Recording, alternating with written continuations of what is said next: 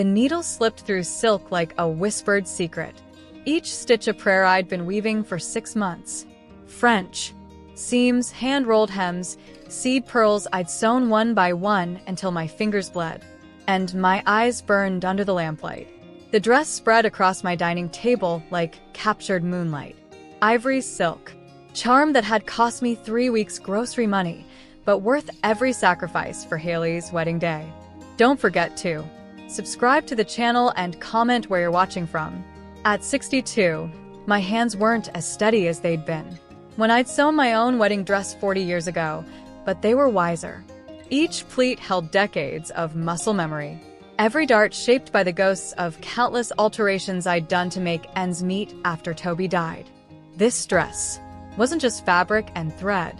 It was my love letter to my only daughter, the child I'd raised alone after her. Father's heart attack when she was 12. The morning sun painted golden squares across my kitchen floor as I wrapped the gown in acid-free tissue paper, the way my mother had taught me to preserve precious things. My reflection in the hallway mirror showed a woman grown thin from worry and lean from years of stretching every dollar. But my eyes held the quiet satisfaction of work well done. Today, I would see what her mother's hands had created in the silence of countless nights. The Fairmont Hotel rose before me like a wedding cake made of brick and marble, its valet parking alone costing more than I spent on groceries in a month. I had chosen this venue, or rather her future mother-in-law had chosen it, despite knowing my modest teacher's pension couldn't stretch to such extravagance. I'd offered to help with the flowers instead to do something within my means. But Mia Cox had smiled that paper-thin smile of hers and said, "Oh, don't worry about contributing, Brie. We've got everything handled." The bridal suite hummed with expensive chaos. Mia commanded a team of professionals like a general positioning troops, a makeup artist with a kit that cost more than my monthly rent, a hairstylist whose scissors moved with surgical precision, and a photographer whose camera clicked constantly, capturing every manufactured moment of candid preparation. I sat in the center of it all like a porcelain doll, beautiful and still, while strangers painted and pried and fussed over her. My daughter had always been lovely, but today she looked like someone else entirely. Someone polished to a shine that reflected back only what others wanted to see. "Mom." Hall's voice carried that particular tone that meant she needed something, but was already preparing to be disappointed by what I could offer. "You're here." "Good. We're almost ready for the dress." I lifted the garment bag with the reverence reserved for sacred things. 6 months of evenings, after grading papers. 6 months of saving every penny. 6 months of dreaming about the moment my daughter would slip into silk and lace made by her mother's hands. "I brought the dress," I said, my voice softer than I'd intended. Mia looked up from her orchestration of wedding perfection, her gaze settling on my garment bag like a judge weighing evidence. "Oh, the dress you made. How thoughtful." The word thoughtful fell from her lips like a diplomatic apology for something embarrassing but unavoidable. I began to unzip the bag, my fingers trembling slightly, not from nerves but from the intensity of love that had gone into every stitch. The silk emerged like water taking shape, and for a moment the room fell silent. Its began then stopped. It's very handmade. Mia finished, stepping closer with the air of someone examining damaged goods. "The detail work is quite rustic." Rustic. 6 months of French seams and hand embroidered pearls dismissed as rustic. I felt something shift inside my chest. A small door closing. "Hi, darling," Mia continued, her voice honeyed with false kindness. "Perhaps we should consider the backup option we discussed. The Vera Wang from the boutique. It's more appropriate for the photographs." Haley's eyes darted between the dress I'd made and the woman who would soon be her mother-in-law. I watched my daughter weigh her choices like a merchant calculating profit and loss. And I saw the exact moment she chose the path that led away from me. "Mom, I think maybe we should go with the other dress." This one as she paused, searching for words that wouldn't cut too deep. It's just not quite right for the venue. The needle-sharp pain of rejection pierced through. 23 years of scraped knees I'd bandaged, nightmares I'd chased away, and dreams I'd encouraged. I folded the dress back into its tissue paper shroud, my movements careful and precise. The way I'd learned to handle disappointment with dignity intact. Of course, I said, whatever makes you happy. I stepped into the hallway to give them privacy, but also to breathe. The corridors. Thick carpet muffled the sounds of wedding preparation, but I could still hear voices through the door I hadn't quite closed. Thank God you came to your senses. Mia's voice carried clearly. Can You imagine the photographs? Everyone would wonder where on earth that dress came from. I laughed, a bright, nervous sound that pierced straight through me. If anyone asks, I'll just say it doesn't fit. It looks like something from a thrift store. Anyway, the words hit like physical blows. 6 months. 6 months of my life. My love. My hope that I still mattered to the child I'd raised. 6 months reduced to thrift store. Embarrassment and nervous laughter. I stood in that hotel hallway, dress bag clutched against my chest, and felt something fundamental shift inside me. Not break. Breaking implied something that could be mended. This was more like evolution, like a snake shedding skin. And it had outgrown. Through the partially open door, I could see Holly stepping into the Vera Wang gown, her face radiant with relief. Mia zipped her up with the satisfaction of someone who had successfully prevented a social disaster. The photographer snapped away, capturing the moment of transformation from daughter to daughter-in-law, while my own creation lay forgotten on a chair. Like discarded wrapping paper, I walked back into the room with the measured steps of someone who had made a decision. I'm going to take this home, I said, lifting my dress with newfound purpose. Oh, Mom, I'm sorry. Maybe I can wear it to the rehearsal dinner. Haley's voice carried the hollow ring of consolation prizes and afterthoughts. No, I said simply. That won't be necessary. I kissed my daughter's forehead, inhaling the scent of expensive hairspray and borrowed perfume that smelled nothing like the child who used to crawl into my bed during thunderstorms. Have a beautiful wedding, sweetheart. As I walked down the hotel corridor, I heard Mia say, well, that was easier than I expected. Sometimes people just need to accept reality. The elevator doors closed on my old life. In my arms, wrapped in tissue paper and wounded pride, lay the beginning of something else entirely. Outside, the spring air carried the scent of possibility mixed with exhaust fumes and other people's dreams. I placed the dress carefully in my car's back seat, settling it like precious cargo for a journey to an unknown destination. The drive home took me past the neighborhood where I'd raised Holly alone, past the school where I'd taught for 37 years, past all the familiar landmarks of a life lived in service to others. But today, those places looked different, smaller somehow, as if I'd been seeing them through the wrong lens all this time. My house welcomed me back with its familiar creaks and shadows. The same yellow kitchen walls I'd painted when I started high school. The same photographs chronicling a lifetime of birthdays, graduations, and ordinary Tuesdays that had somehow added up to raising a human being. I spread the dress across my dining room table once more, smoothing the silk with gentle hands. The afternoon light caught the pearls I'd sewn in spiraling patterns across the bodice, each one placed with the precision of a woman who understood that details mattered even when, especially when no one else noticed. The French seams lay flat and perfect, invisible from the outside, but strong enough to last generations. This was not thrift store work. This was artistry born of love and honed by necessity. I made myself a cup of tea, English breakfast, strong enough to wake the dead, and sat looking at the dress while steam rose from my mug like incense.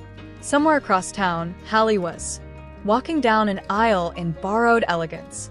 But here in my quiet house, surrounded by the tools of my craft, I Felt something I hadn't experienced in years, the stirring of my own ambition. The phone rang once during my vigil, probably Hai calling from her honeymoon suite, voice bright with champagne and guilt, ready to explain and apologize, and make everything smooth again. I let it ring. 3 days passed in merciful silence. No calls from honeymoon. No flowers with apologetic cards. No visits from well-meaning neighbors who'd heard whispers about wedding day drama. Just me, the dress, and the growing certainty that something fundamental had shifted in the architecture of my life. I found myself studying the gown with new eyes, seeing it not as rejected love, but as evidence of skill I'd forgotten I possessed. The hand-rolled hem alone represented 40 hours of work that would cost $800 at any decent bridal boutique. The bodice construction, princess seams with French curves, was cour-level tailoring. My mother's voice echoed from memory. Brie, you have the hands of an artist. Don't waste them on other people's dreams. On Thursday morning, I was photographing the dress from different angles, documenting my work like a crime scene investigator, when the doorbell chimed through the peephole. I saw a young woman with dark curls escaping from a messy bun, holding what appeared to be a casserole dish, and wearing the kind of determined expression that meant she wouldn't leave easily. Mrs. Barnes. Her voice carried a slight accent I couldn't place.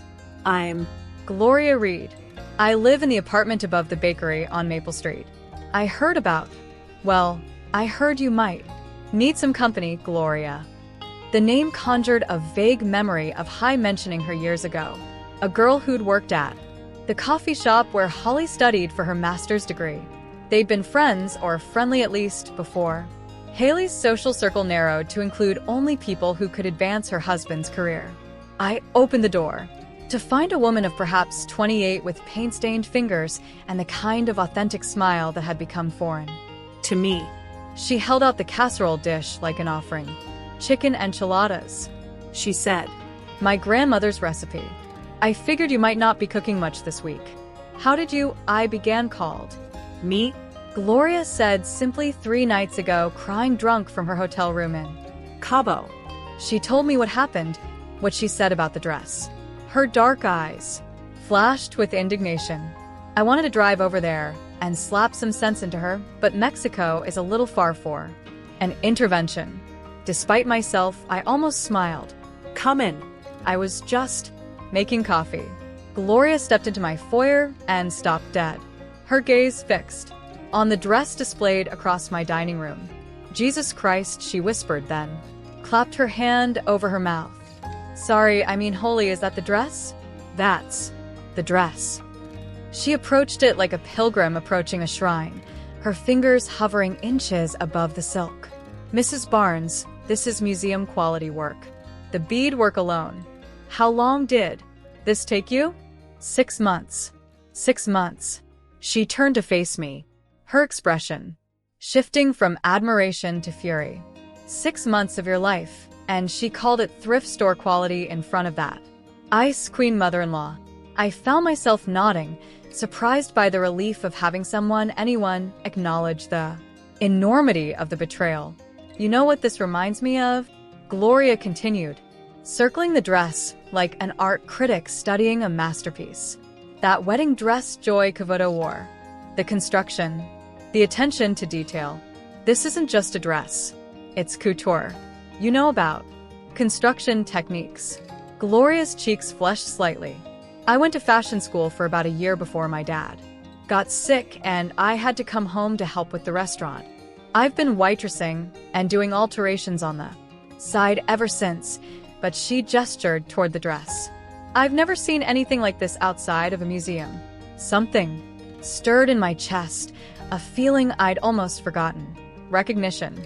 Professional respect. The acknowledgement of skill by someone who understood the craft. Would you like some coffee? I asked. We sat in my kitchen, Gloria's enthusiasm filling the space like sunlight through winter windows. She asked detailed questions about my techniques, admired photographs of other pieces I'd made over the years, and listened with genuine interest as I Explain the difference between French seams and flat fell seams, the art of setting in sleeves without puckers, the patience required for hand-sewn buttonholes. You know, she said, cradling her coffee mug. My cousin Ella is getting married in 3 months. Her budget is basically non-existent. She's a social worker. Her fiancé teaches kindergarten, and she's been crying about it for weeks. She can't afford anything decent, and she's too proud to ask for family money. That's difficult, I murmured, though something in her tone suggested this conversation was heading somewhere specific. She's about Haley's size, Gloria continued casually. Maybe a little taller, but not by much. The implication hung between us like a bridge waiting to be crossed. I looked through the archway at the dress, remembering the weight of it in my arms as I had carried it away from Haley's wedding suite. Silk that had never felt the joy it was created for. You think she'd want to wear a rejected dress? I asked. I think she'd cry with gratitude to wear a dress that beautiful, Gloria said firmly. Ella's been looking at polyester disasters online for under $200. This, she gestured toward the dining room. This would make her feel like a queen. That afternoon, Gloria brought Ella to see the dress.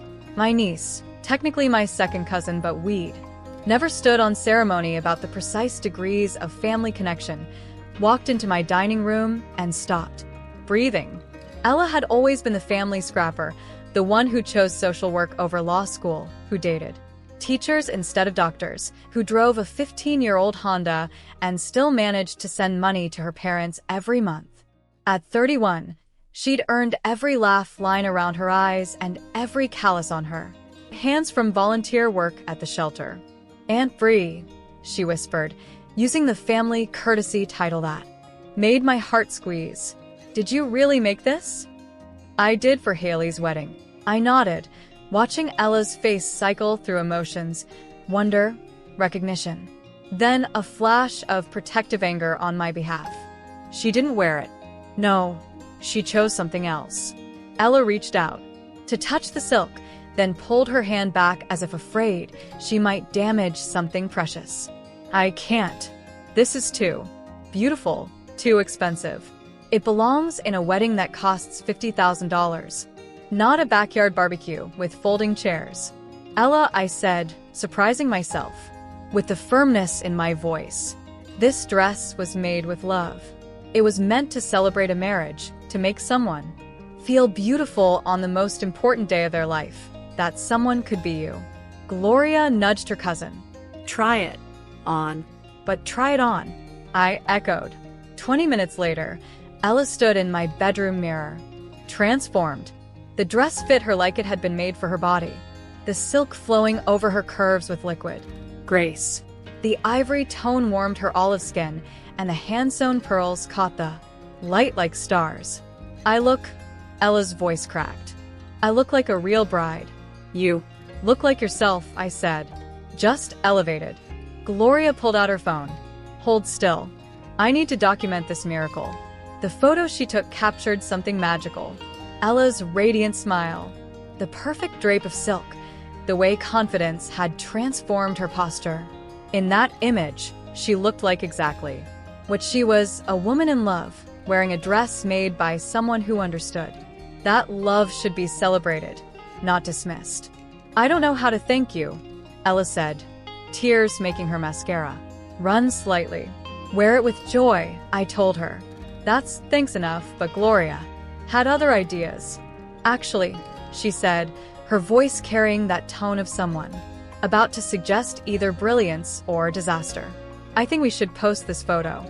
Ella looks incredible, and people should see what kind of work you do. Gloria, I warned, but she was already typing on her phone. Just on my Instagram. I have like 300 followers, mostly other restaurant people and art students. What's the harm? She posted the photo with a caption that made my chest tight with unexpected pride.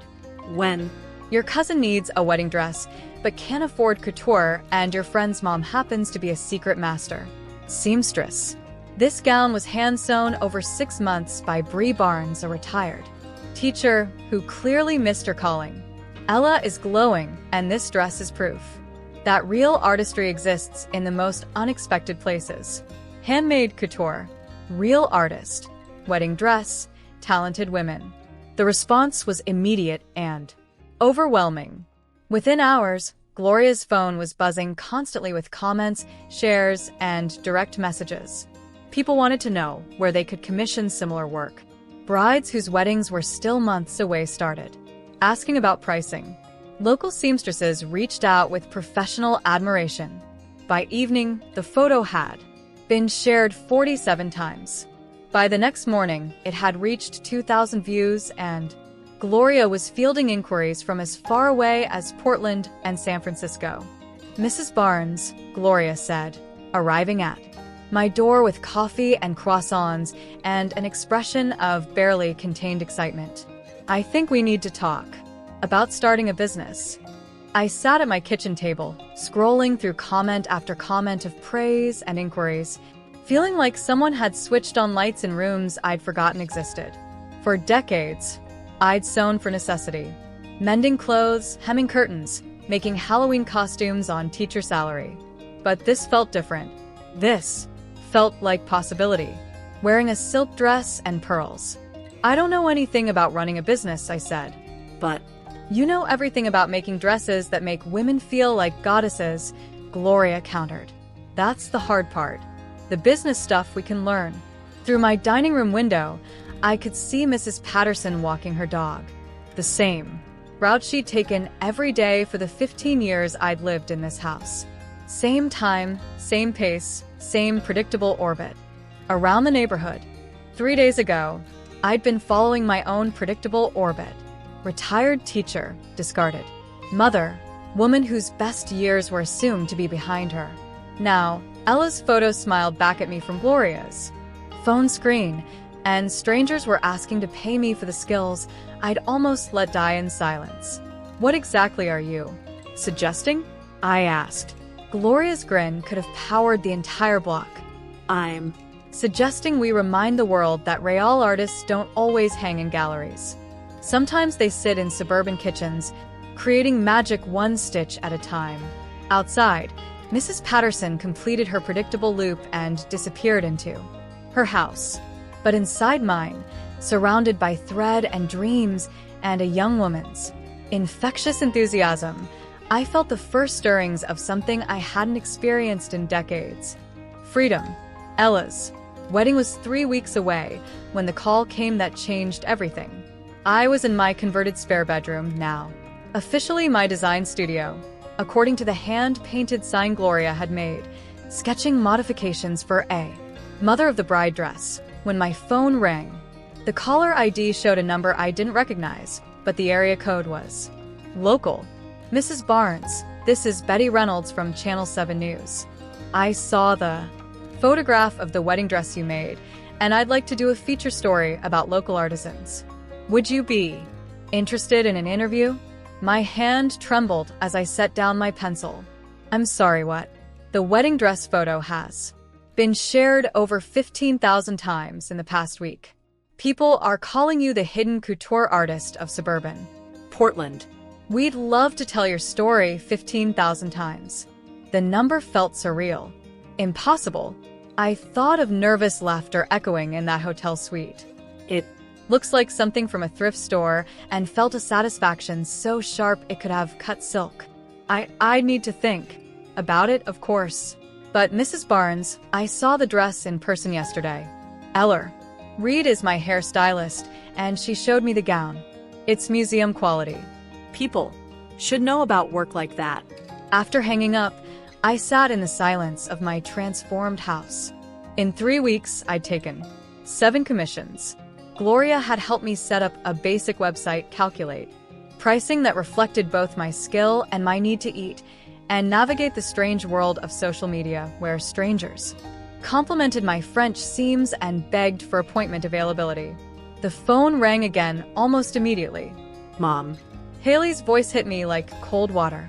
We hadn't spoken since the wedding, though I'd heard through family channels that the honeymoon had been perfect and that she and Mark were settling into married life beautifully. "Hello, hi." "Mom, I heard Voice carried that particular breathlessness that meant she was about to ask for something while pretending to offer it. I heard about the news interview and all the attention you're getting for sewing. I think it's wonderful. Do you? Of course. I always knew you were talented, and I was thinking maybe we could meet for lunch. I have some ideas about how to help you expand this little business. This little business. The phrase landed like a paper Cut. small but surprisingly painful. I'm quite busy these days. Hi. Oh, I know. That's why I thought we could discuss efficiency strategies. Maybe you could streamline your process. Use different materials that are more cost-effective. Mark has some insights about scaling artisan businesses. He deals with Creative entrepreneurs all the time in his consulting work. I closed my eyes, seeing with perfect clarity the conversation Harley had already had with her husband and mother-in-law. Bree's little sewing hobby was getting attention, which meant it could be useful, but only if properly managed and refined according to their standards. What kind of materials did you have in mind? I asked. Well, nothing too expensive. Maybe synthetic blends instead of silk. And we could source beading wholesale instead of you hand sewing everything. Mark says the key to profitability is reducing labor-intensive processes. synthetic blends. Don't sound like that, Mom. I'm trying to help. The dress you made for Ella looked lovely, but let's be honest. You can't spend 6 months on every dress if you want to make real money, as opposed to the imaginary money I was apparently making by charging fair prices for master-level craftsmanship. Hi, I said carefully. Did you see the news story announcement? That's actually why I called. I think it's wonderful exposure, but you'll want to be careful about how you present yourself. Maybe I could help you prepare for the interview. Make sure you say the right Things. the right things. As if my own words describing my own work might not be adequate without her editorial guidance. I'll call you back, I said, and hung up before she could respond. Gloria arrived an hour later with Thai takeout and the expression of someone who'd been fielding phone calls all day. Your daughter called me, she announced, setting containers of pad Thai on my kitchen table. Wanted to know if I was encouraging you in this sewing venture and whether I understood the financial realities of custom work. What did you tell her? I told her that in 3 weeks you've made more money per hour than I make waitressing, and that your financial realities include having a waiting list of clients willing to pay premium prices for work they can't get anywhere else. Gloria's eyes flashed. Then I may have mentioned that dismissing museum quality craftsmanship as a sewing venture showed a fundamental misunderstanding of both art and business. I found myself smiling. For the first time all day. How did she take that? About as well as you'd expect. She suggested I might be getting above myself and that it would be unfortunate if I encouraged you to make unrealistic career decisions at your Age. At my age, 62 years old, apparently too ancient for new dreams. Gloria, I said suddenly. Do you remember what you wanted to do when you were in fashion school? Before your father got sick. Her face shifted, vulnerability replacing the fierce protectiveness she'd been wearing. I wanted to design clothes for real women, not size 0 models or celebrities, but women with curves and stories and lives that didn't fit standard patterns. She laughed, but it sounded hollow. Naive, right? The professors kept pushing us toward commercially viable designs, clothes that could be mass-produced and marketed to the broadest possible demographic. What if it wasn't naive? What do you mean? I stood up, pacing to the window, where I could see my neighbor's predictable garden, the same flowers, planted in the same patterns year after year, safe and unremarkable, and slowly dying from lack of imagination. What if we didn't just take commissions for wedding dresses? What if we actually started a real business? Custom clothing for women who've been ignored by the fashion industry. Gloria set down her fork. Bree, are you suggesting what I think you're suggesting? I'm suggesting that maybe a retired teacher and a former fashion student might know something about what real women actually want to wear. I'm suggesting that maybe commercially viable has made fashion boring and soulless, and maybe there's room for something different.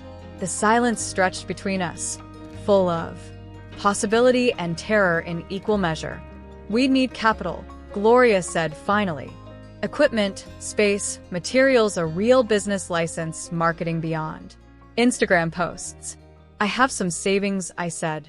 And this house. I could take out a home equity loan. Bree, that's your security. Your safety net? No, I said, turning from the window to face her. Hi was my safety net. My teaching pension was my security. This house was my retreat from the world. But none of those things actually made me safe, did they? Hi threw away 6 months of my love. Without a second thought. My pension barely covers my bills. And this house has been a beautiful prison where I've been slowly disappearing. Gloria was quiet for a long moment, studying my face, as if looking for signs of temporary insanity or a permanent resolve. What would we call it? She asked finally. The business. Yeah, what? Would we name a custom clothing company started by a retired teacher and a runaway fashion student in suburban Portland?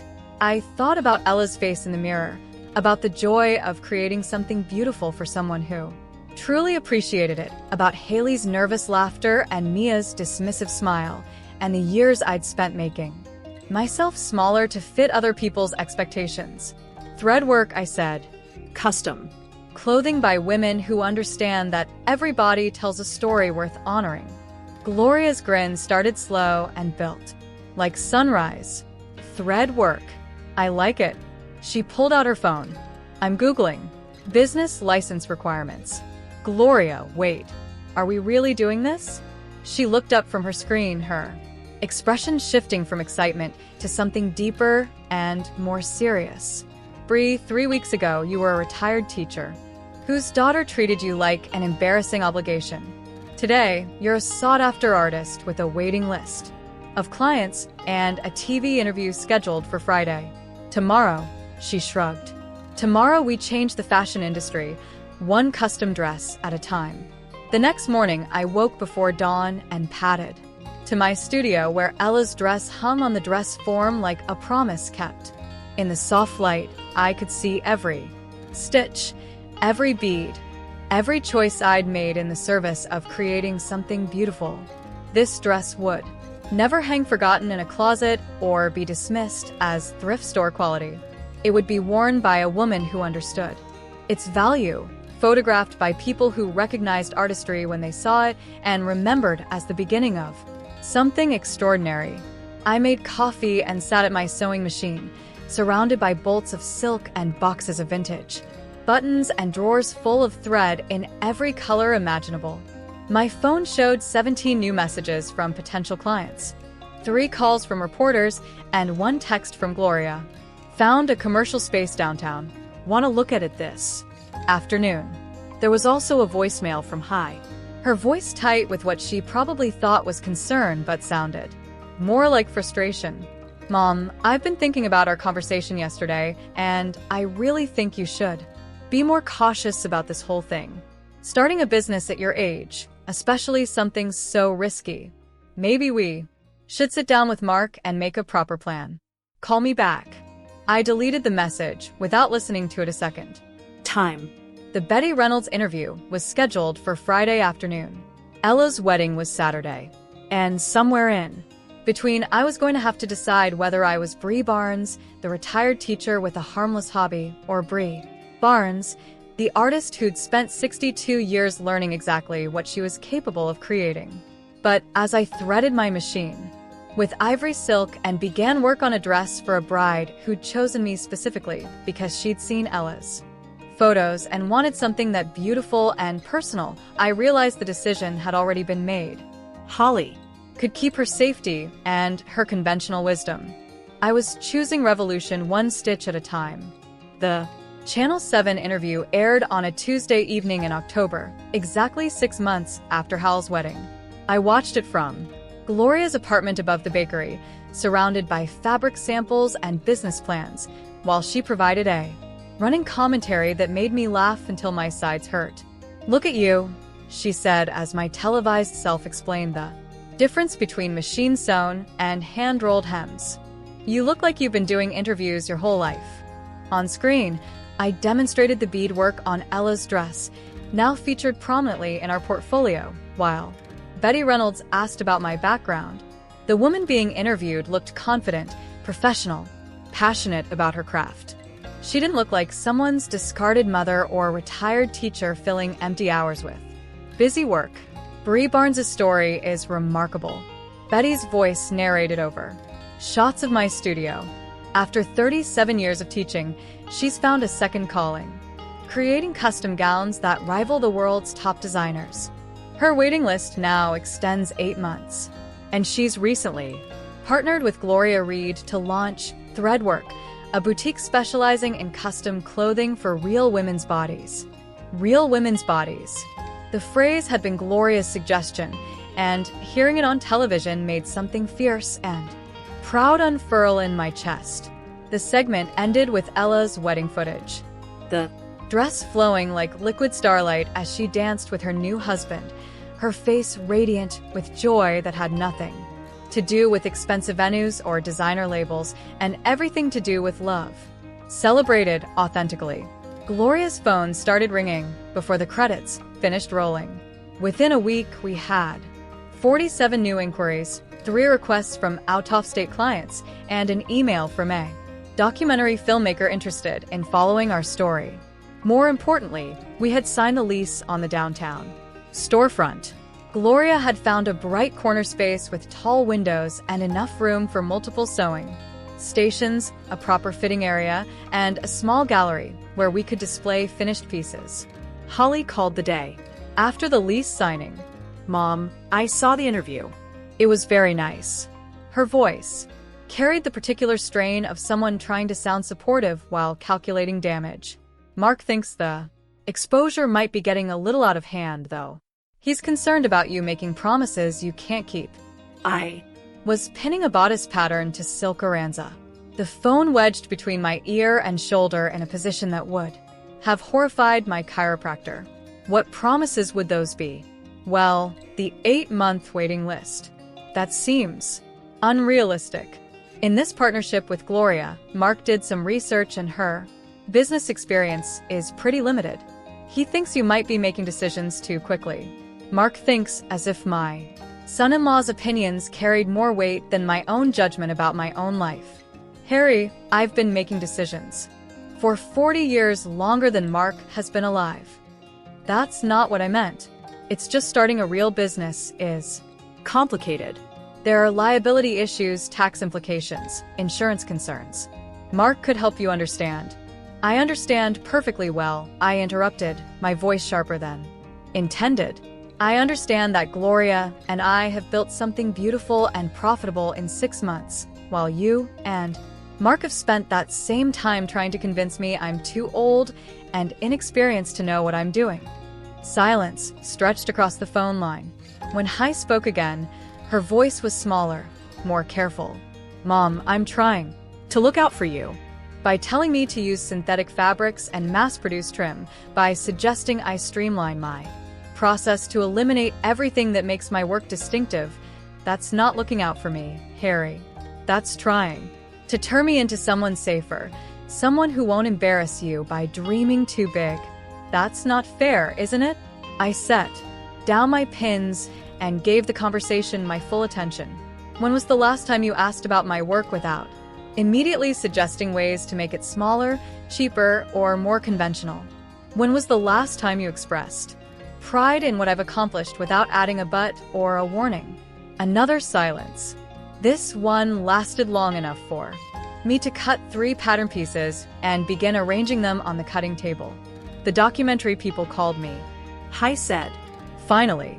What documentary people? The filmmaker who contacted you. Melene Wilson. She wanted to interview family members about your transformation. I told her I wasn't interested. Of course. she had.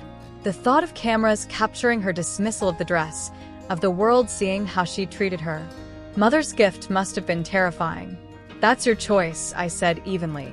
Mom, please. Can we meet for coffee? I think we need to talk face to face. I looked around my studio at the half-finish.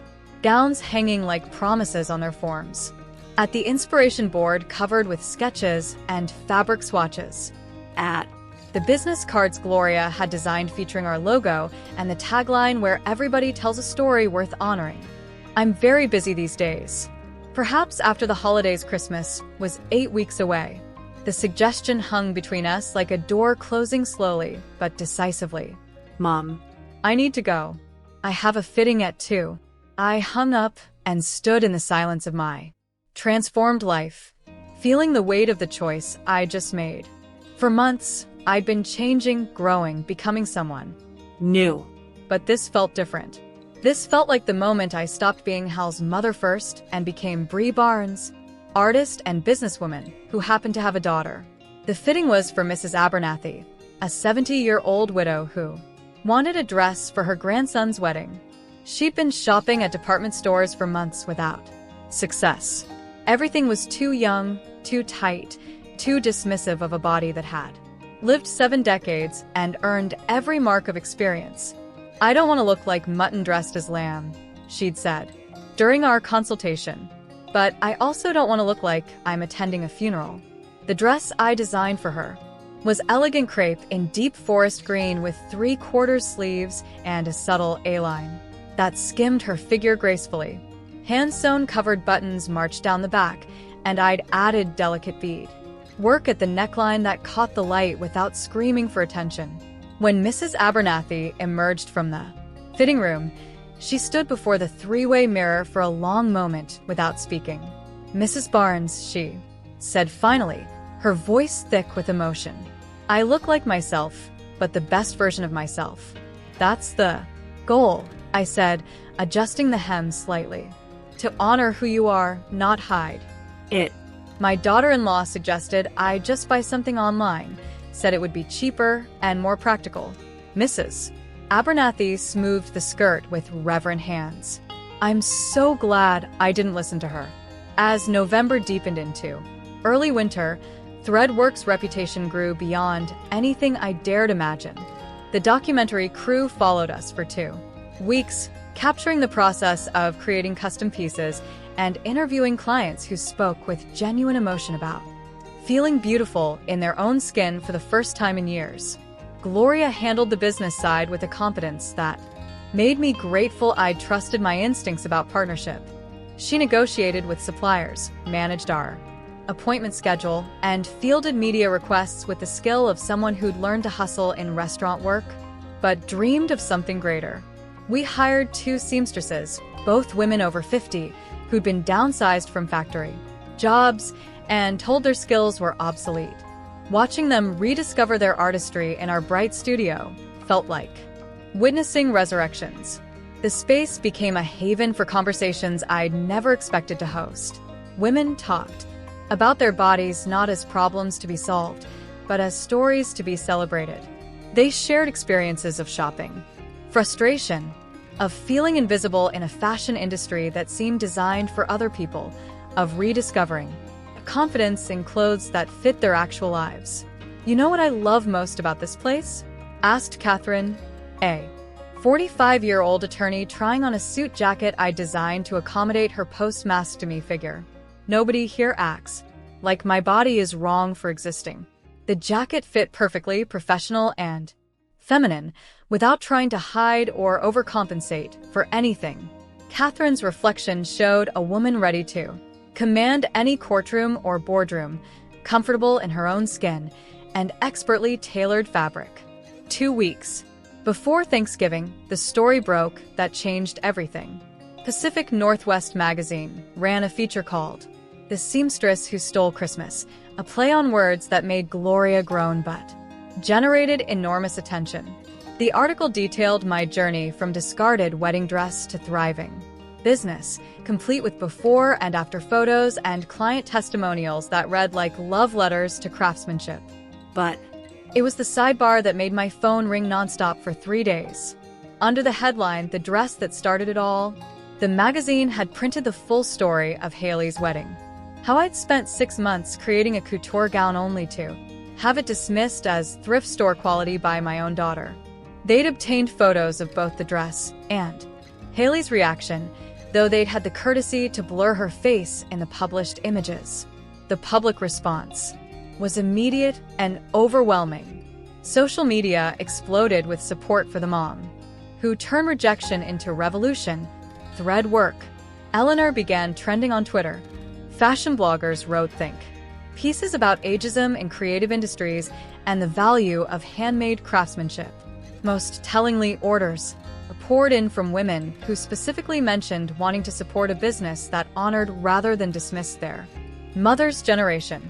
Gloria found me in the studio on the third day of media chaos, sitting at my sewing machine with tears streaming down my face as I worked on a simple hem. "Brie, what's wrong?" "This is amazing publicity. We're booked solid through next summer." "I know," I said, wiping my eyes with the back of my hand. "That's not why I'm crying." "Then why?" I set down my needle and turned to face her. Because 37 years ago, when I was born, I dreamed of being the kind of mother she'd be proud of. I worked 2 jobs to put her through college. I sacrificed every luxury to give her advantages I'd never had. And somewhere along the way, I forgot that she was supposed to be proud of me, too. Gloria sat beside me on the small bench, her expression thoughtful. "You know what I think," she said finally. "I think you did raise her to be proud of you." But somewhere along the way, she forgot that pride isn't about having a mother who's convenient or conventional. It's about having a mother who's brave enough to become exactly who she's meant to be. Outside our studio windows, Portland's winter rain painted abstract patterns on glass that had become synonymous with transformation. Inside, surrounded by the tools of my trade and the evidence of dreams made manifest, I realized that Holly's opinion, once the sun around which my world orbited, had become just one voice among many. And for the first time in decades, it wasn't the loudest voice in the room. The first snow of December fell on a Thursday. The same day, I finally came to see what I had built. I spotted her through the large windows of thread work, standing on the sidewalk across the street like a tourist studying a foreign landmark. She wore the black wool coat I'd given her for Christmas 3 years ago. Expertly tailored, expensive, the kind of safe choice that looked appropriate in any setting without making any statements about the woman wearing it. For 20 minutes, she stood there while I worked with Mrs. Patterson on a holiday dress fitting, both of us pretending not to notice the figure in black watching from the cold. Mrs. Patterson, my old neighbor who'd become one of my most enthusiastic clients, finally broke the careful silence. "Isn't that your daughter out there? She looks frozen half to death." "Yes," I said, adjusting the hem of her burgundy velvet gown. She does. "Well, for heaven's sake, Brie, let the girl come in before she turns into a popsicle." But I didn't move toward the door and didn't cross the street. We stayed in our respective territories, separated by asphalt and 8 months of choices that couldn't be undone. When Mrs. Patterson left, bundled in her coat and carrying the garment bag with quiet pride, finally approached. She pushed through the door with the careful movements of someone entering enemy territory, her eyes taking in the transformed space. The gleaming hardwood floors Gloria and I had refinished ourselves, the custom fitting rooms with their elegant curtains, the gallery wall featuring photographs of our work. Mom. Her voice was smaller than I remembered. Harry. She moved through the studio like someone touring a museum exhibit, pausing at the cutting table where I was working on a New Year's Eve gown for a client who wanted to feel spectacular at 68. The silver silk caught the afternoon light, and I watched I recognize the quality of the construction, the complexity of the bead work, the hours of skilled labor that had gone into every seam. "It's beautiful," she said finally. "Thank you." "The magazine article." She stopped, swallowed, tried again. I didn't know they were going to write about the wedding dress, about what I said. I continued pinning the bodice, my movement steady, and practiced What did you think would happen when you dismissed 6 months of my work as thrift store quality? Did you? Think it would remain private forever? I was nervous. Mia was being Mia. I wasn't. Thinking clearly. You were thinking clearly enough to laugh.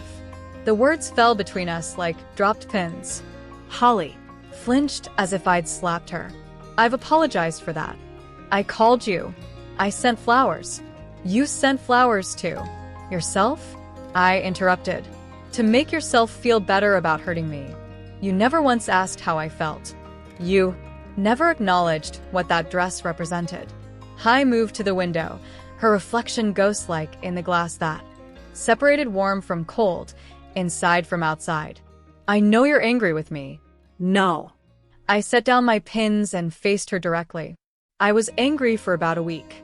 Then I realized anger was just another way of making your opinions more important than my reality. What does that mean? It means I stopped caring whether you approved of my choices and started caring whether I approved of them. The silence stretched between us, filled with the weight of 8 months of transformation. Outside Portland's December afternoon painted everything in shades of gray and silver, while inside our studio glowed with warm light and the evidence of work that mattered. The documentary comes out next month, Hai said abruptly. Malene Wilson called me. Again. She wanted to include interviews with you and me discussing our reconciliation. Our what? Haley's cheeks flushed. I told her we were working things out, that you'd forgiven me, and we were closer than ever because of what happened. I stared at my daughter, this woman I'd raised, sacrificed for, loved, with the fierce completeness that only mothers know, and felt nothing but a vast, calm clarity. You told a documentary filmmaker that I'd forgiven you without ever asking if that was true. Haven't you forgiven me? The question hung in the air like a challenge. Holly's eyes held the expectation of absolution, the assumption that maternal love would eventually overcome any wound, that enough time and success would erase the memory of her cruelty. Holly, I said gently, forgiveness isn't something you get to declare on my behalf. But you're my mother. Yes, I am. And for 62 years, I believed that meant I had to absorb every hurt, excuse every slight, and pretend that your needs mattered more than my dignity. But mothers are also human beings with feelings that deserve respect. Haley's composure finally cracked. So, you're never going to forgive me? I'm supposed to pay for one moment of weakness for the rest of my life? One moment?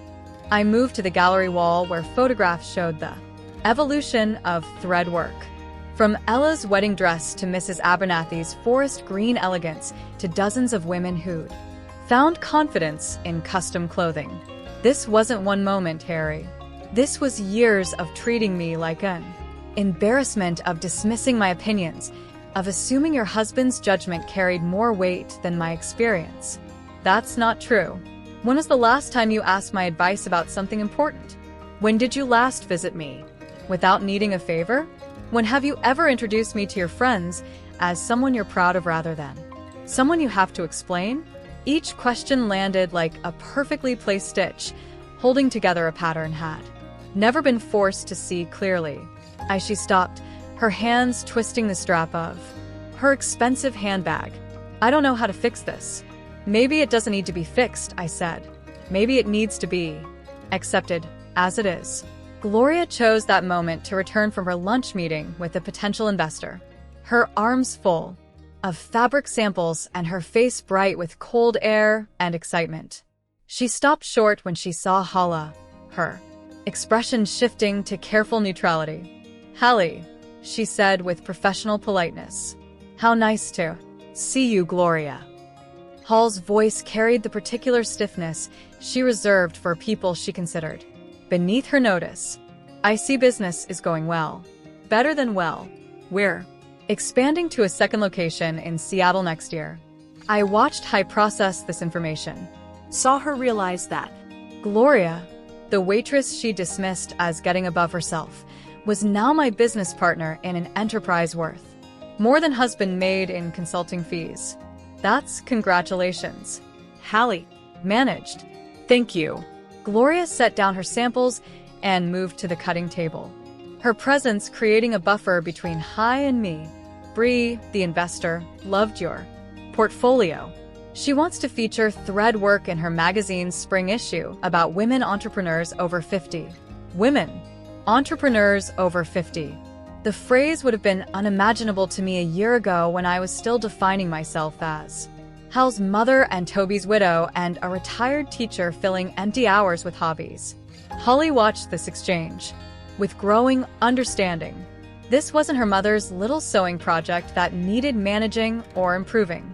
This was a legitimate business run by women who knew their worth and demanded respect for their expertise. I should go, Hai Said suddenly. I can see you're busy, Harry. I stopped her at the door. I want you to understand something. I don't hate you. I don't wish you ill, but I also don't need your approval or your management or your version of looking out for me. So, where does that leave us? I considered the question seriously, looking at this woman who shared my DNA but not my values, who'd inherited my stubbornness but not my respect for others' dreams. It leaves us as two adults who happen to be related. I said, if you want more than that, you'll need to earn it. Not through apologies or flowers or telling documentary filmmakers we've reconciled. Through actions that show you actually respect the woman I've become. Haley's face cycled through emotions: hurt, anger, recognition, something that might have been the beginning of understanding. And if I can't do that, then you can't. But I won't pretend otherwise to make either of us more comfortable. She nodded slowly, tears making her mascara run slightly, the same way Ella's had when she first saw herself in my wedding dress, but for different reasons. Entirely. Goodbye, Mom. Goodbye, Hai. The door closed behind her with a soft chime, and I watched through the window as she walked back to her car. She didn't look back at the studio, didn't pause to admire the elegant sign Gloria had commissioned, or the window display featuring our latest work. You okay? Gloria asked quietly. I'm perfect, I said, and meant it. That evening I sat in my studio apartment above the shop.